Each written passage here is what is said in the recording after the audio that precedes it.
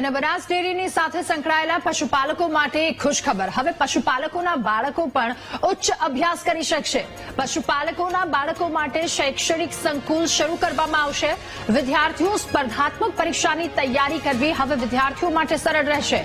Banas dairy ટૂંક સમયમાં જ ગાંધીનગરમાં શૈક્ષણિક સંકુલ બનાવશે. બનાસના ચેરમેન શંકર ચૌધરીએ પશુપાલકો માટે આ જાહેરાત કરી છે. પાલનપુરમાં જળ સંચયના કાર્યક્રમમાં શંકર ચૌધરી કે જેમના દ્વારા આ જાહેરાત કરવામાં આવી, ત્યારે હવે શિક્ષણને લઈને પણ એક આ મહત્વની જાહેરાત કરવામાં આવી છે. બનાસના ચેરમેન શંકરભાઈ ચૌધરી કે જેમના દ્વારા પશુપાલકો માટે અને તેમના બાળકો માટે આ એક જાહેરાત કરાઈ.